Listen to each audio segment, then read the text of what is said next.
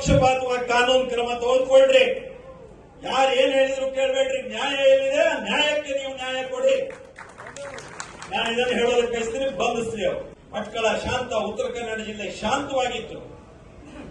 ಈ ಶಾಂತತೆಯನ್ನ ಕದಡಬೇಕು ಅಂತ ಭಟ್ಕಳದ ಮುಸ್ಲಿಂ ಮತಾಂಧರು ಅವತ್ತು ಇಡೀ ಕಟ್ಟೆಯನ್ನ ಧ್ವಂಸ ಮಾಡಿರೋದಷ್ಟೇ ಅಲ್ಲ, ಹಿಂದೂಗಳ ಭಾವನೆಗಳಿಗೆ ಘಾಸಿ ಆಗುವಂತ ಧಕ್ಕೆ ತರುವಂತ ಪ್ರಯತ್ನವನ್ನು ಮಾಡಿದ್ದಾರೆ.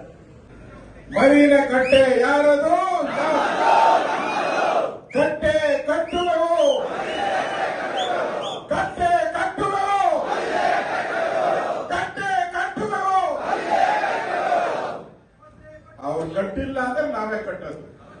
ನಾನೇ ಬರ್ತಿರ್ಬೇಕಾದ್ರೆ ಅದಕ್ಕೆ ಕಟ್ಟೋದಕ್ಕೆ ನಾನೇ ಬರ್ತೀನಿ.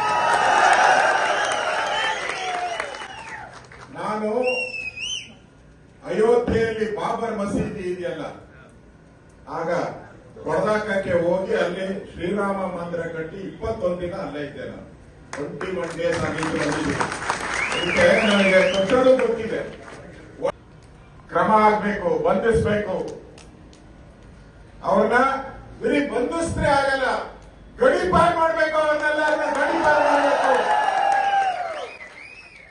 ಈಗ ವೆಸ್ಟ್ ಬೆಂಗಾಲಲ್ಲಿ ಏನ್ ಮಾಡ್ತಾ ಇದ್ದಾರೆ ಬಿಜೆಪಿಯವರು? ಬಾಂಗ್ಲಾದೇಶದವ್ರನ್ನೆಲ್ಲ ಗಡೀಪಾರು ಮಾಡ್ತಾ ಇದ್ದಾರೆ. ಕರೆಕ್ಟ್ ತಾನೇ ಮಾಡ್ತಾ ಇರೋದು? ನಮ್ಮ ದೇಶದಲ್ಲೂ ಕೂಡ 2 ಕೋಟಿ ಬಾಂಗ್ಲಾದೇಶದವರಿದ್ದಾರೆ. 2 ಕೋಟಿ ಬಾಂಗ್ಲಾದೇಶ. ಕರ್ನಾಟಕದಲ್ಲೂ 10 ಲಕ್ಷ ಬಾಂಗ್ಲಾದೇಶದವರಿದ್ದಾರೆ. 10 ಲಕ್ಷ. ಭಟ್ಕಳದಲ್ಲಿ ಇನ್ನೂ ಜಾಸ್ತಿ ಇರ್ಬೋದು.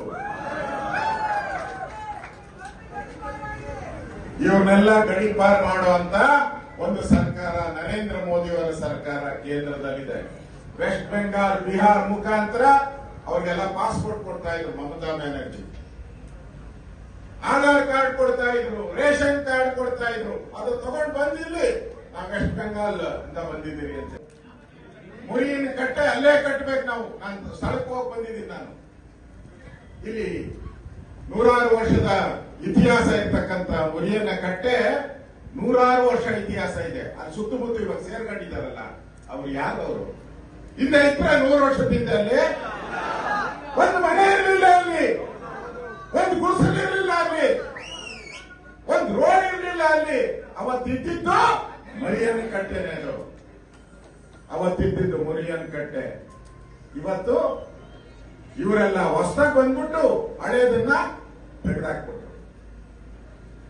ಕಾನೂನು ಪ್ರಕಾರ ರಸ್ತೆ ಅಗಲೀಕರಣ ಮಾಡುವಂತ ಸಂದರ್ಭದಲ್ಲಿ ನಾವೆಲ್ಲರೂ ಸೇರಿ ಭಟ್ಕಳದಲ್ಲಿ ಆ ಕಟ್ಟೆಯನ್ನ ಕಟ್ತೀವಿ ಅಂತಕ್ಕಂಥ ವಿಶ್ವಾಸವನ್ನ ಈ ಸಂದರ್ಭದಲ್ಲಿ ಬಯಸ್ತೇನೆ. ಒಂದು ಕಡೆ ನಾನು ನಿಮ್ಮಲ್ಲಿ ವಿನಂತಿ, ನಾವೆಲ್ಲರೂ ಸ್ವಯಂ ನಿರ್ವೋಣ. ಅವ್ರು ಅವಕಾಶ ಕೊಟ್ಟಿದ್ದಾರೆ. ನಮ್ಮ ಕಟ್ಟೆ ನೀವು ರೋಡ್ ಬೇಕಾದ್ರೆ ಅವ್ರ ಮನೆ ಮೇಲೆ ತಗೊಂಡೋಗಿ. ನಮ್ಮ ಕಟ್ಟೆ ಜಾಗ ಅಲ್ಲೇ ಇರಬೇಕು. ನಮ್ಮ ಕಟ್ಟೆ ಅಲ್ಲೇ ನಿಲ್ಲಿಸ್ತೇವೆ. ನಮ್ಮನ್ನ ನೀವು ಸಬೂಬ್ ಕೊಟ್ಟು ಗೆಲ್ಲಿಸ್ತಕ್ಕಂಥದ್ದು ಬೇಡ. ನಾವು ಯಾವತ್ತು ದೋಸ ಗೋವಿಂದ ನಾಯ್ಕರು ಯಾವಾಗ ಉಲ್ಲೇಖ ಮಾಡ್ತಾರೆ, 1993ರಿಂದ ಇದೇ ನೋಡ್ಕೊಂಡು ಬಂದಿದ್ದೇವೆ. ನಾವು ಈ ರುಚ್ಚ ರಾಜಕಾರಣಿ ನೋಡ್ಕೊಂಡು ಬಂದಿದ್ದೇವೆ. ಅದಕ್ಕೆ ಉತ್ತರ ಕೊಡುವಂತ ಶಕ್ತಿ ಭಟ್ಕಳ ಹಿಂದೂಗಳಿಗೆ ಇದೆ ಅಂತಕ್ಕಂಥ ಮಾತನ್ನ ಈ ಸಂದರ್ಭದಲ್ಲಿ ನಾನು ನಿಮ್ಮಲ್ಲಿ ವಿನಂತಿ. ಕೊನೆಯದಾಗಿ ಬಹಳ ಸಂತೋಷ ಆಗ್ತದೆ, ಯಾಕಂದ್ರೆ ತಾವೆಲ್ಲರೂ ಇವತ್ತು ನಮ್ಗೆ ಧೈರ್ಯ ತುಂಬುವ ಸಲುವಾಗಿ ಇವತ್ತು ಬಂದಿದ್ದೀರಿ.